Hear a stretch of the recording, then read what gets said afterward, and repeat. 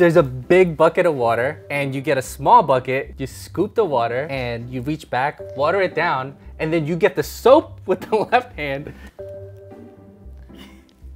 Yeah, those are the good old days. These are 10 ways you're traveling wrong in Bali, Indonesia.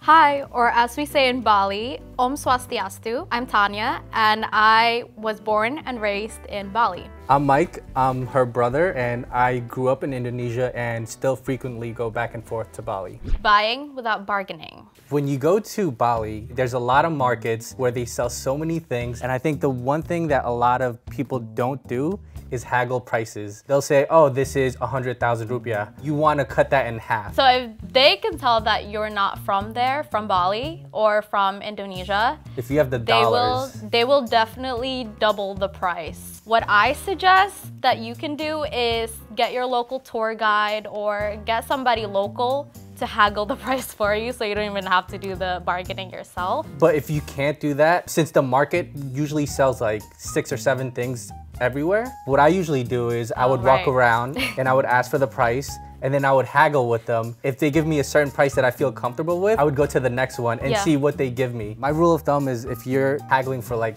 5 minutes, that's not enough. You need to do like 15 or more. That's how 15 minutes? That's how you know you got the best deal, yeah. I'd never haggle for 15. Well, see, you don't get the best deals. Riding a scooter without a helmet. The best way to travel around Bali is through a scooter. A lot of tourists decide not to wear helmets because it's so dangerous. I feel like you should just stay away from that. You definitely need to wear a helmet. I think a lot of tourists that go to Bali don't really know the rules and regulations of riding a scooter, especially if you're renting a scooter from certain places. They don't give you the right permits, so a lot of the cops wait for them and try to pull them over. Wear a helmet.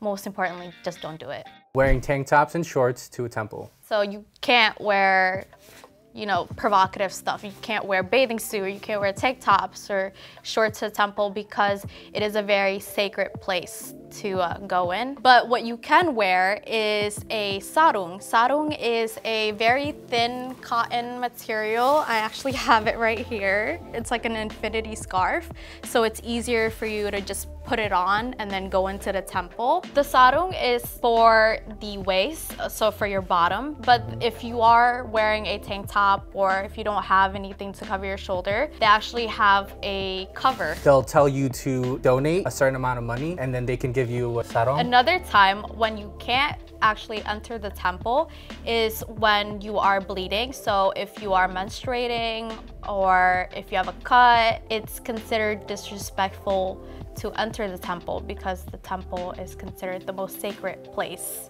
Staying only in Kuta. So Kuta is known as the place to go. To us, it's kind of like Times Square. And I would suggest going to different areas. For some reason, every year there's like a new location in Bali or around Bali. Yeah. If you want to explore more of the Balinese culture, you can go to Ubud. Ubud is actually where Julia Roberts went to go see the shaman. And you will come back to Bali. There's also a famous swing, and that's in Ubud that everyone goes to. It's Instagrammable. You could even hop on a boat and go to this place called Nusa Penida. It's a beautiful island with like a Jurassic claw next to it. This place is sick. Giving something to locals with your left hand. In Bali, if you hand something with your left hand, it's considered rude and disrespectful, especially if you're exchanging money. Before toilet seats were invented, Indonesians had to hop a squat. Can you demonstrate? There's a big bucket of water and you get a small bucket, you scoop the water and you reach back, water it down, and then you get the soap with the left hand and scrub it back, and then you get another water and then just rinse it off. Yeah. Those are the good old days. I mean, people still do it. Yeah, I feel like Dad still. Most places where there's a lot of tourists, you won't ever have to pop a squat. But if you go into the village of Bali, there's a possibility that you're gonna have to pop a squat. And so remember, right hand is for the bucket and this is for your butt. Thinking pedestrians have the right of way. So in the US, a lot of people cross the street with their phones just because you have the right of way. but that will not fly in Bali. One time when me and my friend went to Bali, he thought he could just cross like he was in America, and unfortunately it didn't go for him. A bike came out of nowhere and hit him. Thankfully he was fine, but yeah, I would not suggest that. Balinese people are pretty polite, so they will stop, but don't think that they will stop on the dime for you because you think you have the right of way. Yeah, they now are starting to, see people walking and stopping. But if you're in a very busy road, I suggest you to just watch where you're going. Yeah, it's like a game of Frogger. Pointing your index finger at something or someone. It's rude to use your index finger to point at someone because it's kind of like a sign of authority. Yes. Like you're kind of like looking down at them, so you should never do it. So I made the mistake growing up when I was asking my mom for something and I used my index finger. One of my uncles came to me and just smacked my index finger down and said, you should never point. What you can do is to just point your whole hand towards something. Or what I usually do is I use my thumb to kind of point.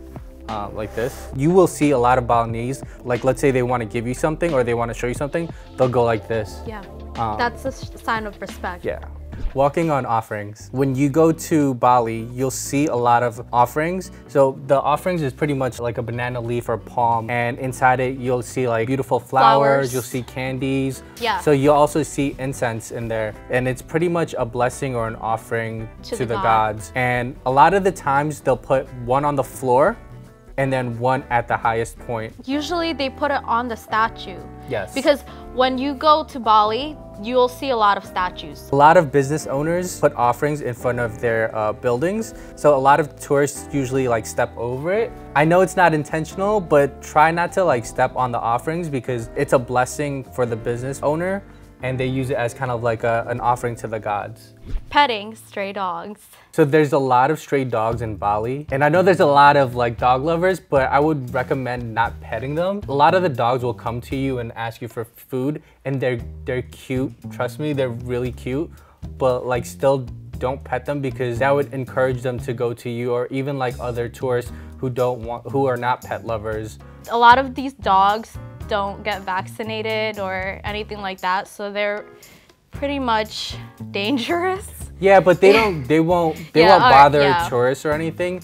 They'll bother you if you start petting them because they'll ask for like food or anything. So like try to stay away from it as much as you can.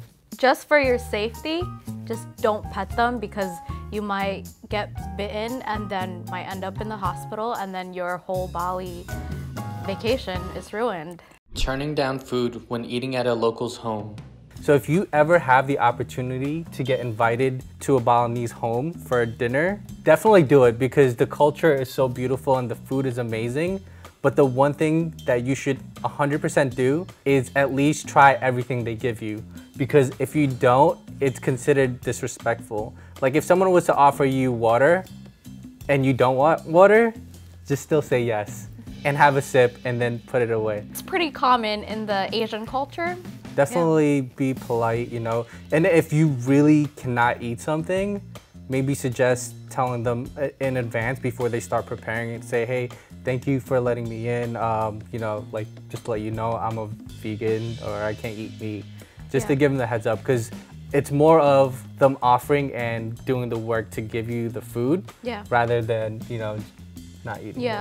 As a person who doesn't eat meat, I'm a pescatarian, and the last time I came, I had to say in advance that they'll understand your situation, your diet.